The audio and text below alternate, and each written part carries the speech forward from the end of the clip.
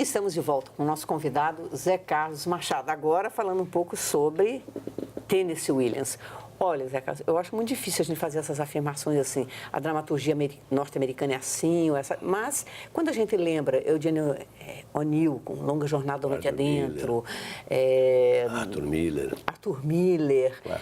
E Eduardo Albee também, Quem Tem Medo de Virginia. A gente vê que parece que tem um traço na dramaturgia norte-americana, assim, das relações familiares terríveis, da questão do alcoolismo, a questão também da homoafetividade, que eu me recordo do filme O Pecado de Todos Nós, com Marlon Brando, Elizabeth Taylor, e que tem na peça, né? A peça é uma questão que gira muito em torno, não só, da questão da homoafetividade como é que é o nome do personagem? Brick. O Brick.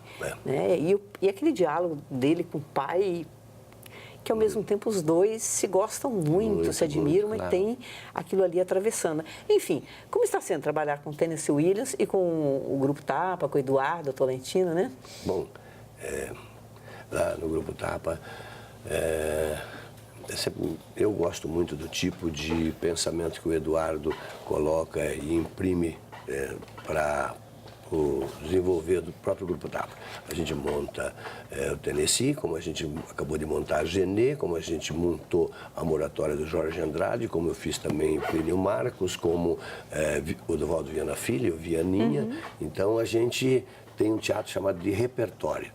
Para o ator é muito rico, porque a gente exercita várias linguagens, pode exercitar do absurdo ao teatro mais realista, né? A poética são diferentes, as estéticas acabam sendo diferentes, então para o ator também isso é muito rico.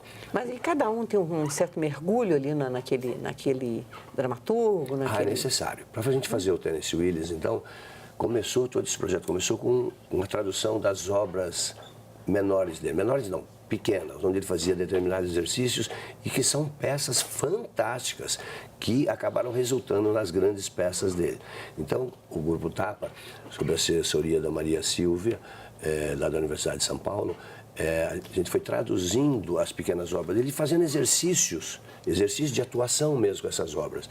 E entramos na obra dele e o Tapa já tinha, isso foi muito rico. Isso está publicado, né? Se não me engano, tem uma publicação. Uma trilogia, se não me engano, eu vi o prefácio do Albee, até e vi assim, até a expressão paizão, mãezona, porque Big Daddy, Big Mama, como é que traduz isso em português? Tem que ter um cuidado excepcional, que a gente não encontra correspondência, mas foi publicado.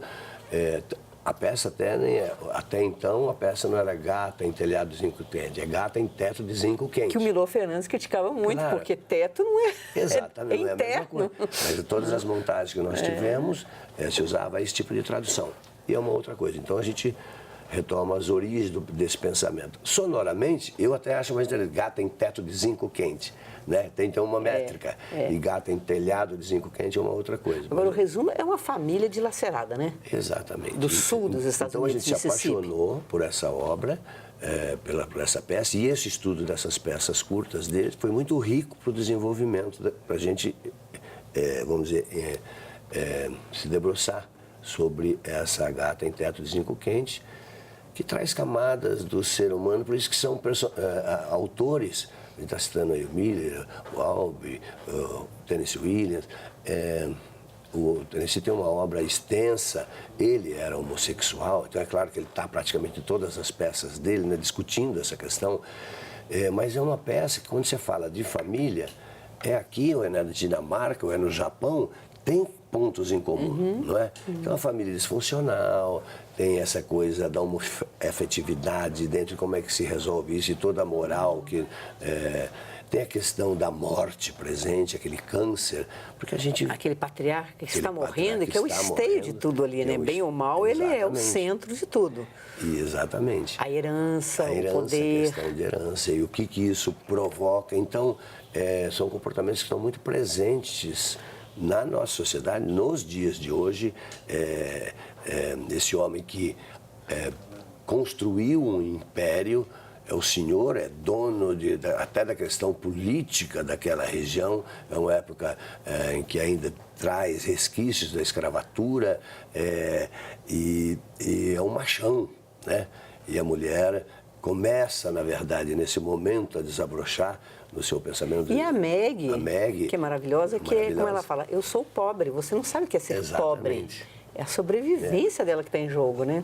E é uma obra que, estética e eticamente, ela nos dá uma daquelas coisas que a gente estava falando antes, ter o domingo. Como é que é o domingo?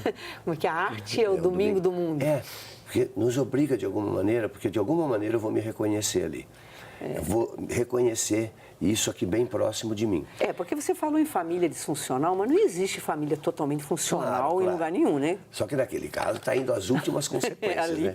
A presença, a herança, aquela coisa, isso então acirra esse tipo de questão. E que nos faz refletir. É uma peça sobre o amor, no fundo. Tem um componente trágico, essa morte desse patriarca, o que ela vai representar no todo, mas é uma peça que todas as personagens, eu acho que estão em busca do amor. A Meg está em busca do amor, o Brick um amigo dele, que ele amava profundamente, aquela mulher, o pai com o filho, essa relação de amor, e ao mesmo tempo tem componente do absurdo ali, porque tem uma hora que ele fala que eu gosto, porque é tão difícil para as pessoas conversarem. A comunicação, né? Como ele dizia lá as peças do Godot, por exemplo, essa questão da incomunicabilidade humana, essa dificuldade, porque cada um é cada um, não é? Então tem uma dificuldade das pessoas se comunicarem mesmo. E essa peça vai percorrer o Brasil ainda.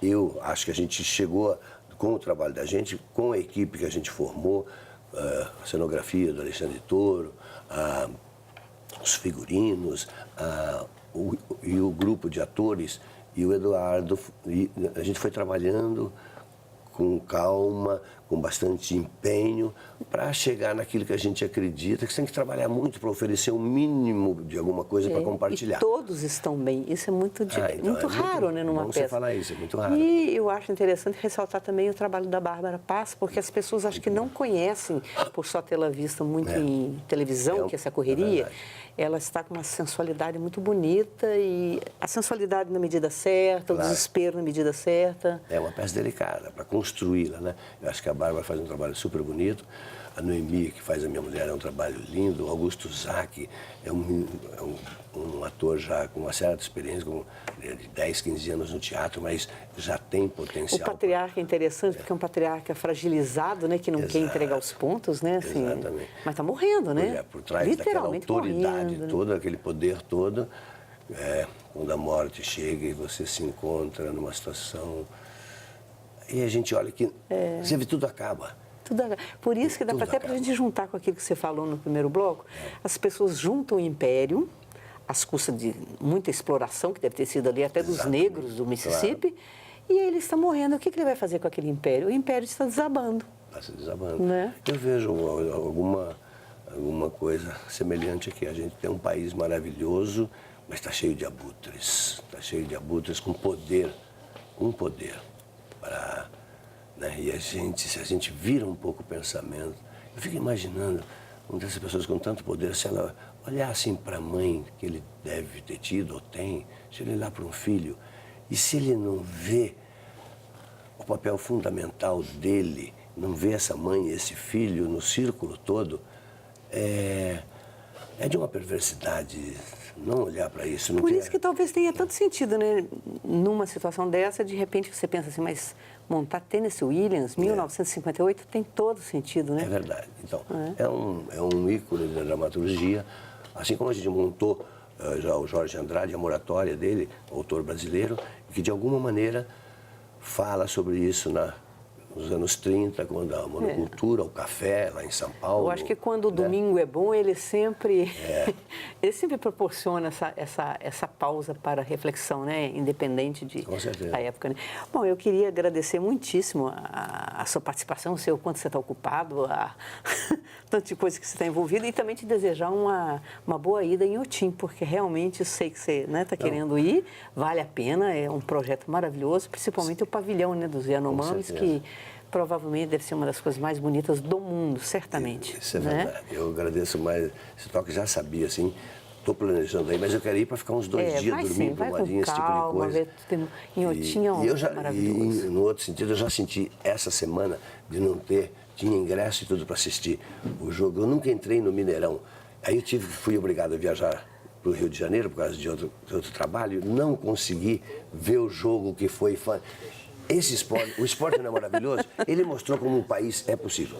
Na época das Olimpíadas, esse time estava caído, morrendo, anêmico, e de repente a gente vê o brilho do ser humano, o brilho E para cima de quem? Dos argentinos. Não é para cima dos argentinos. Tá ótimo. Isso é muito bonito.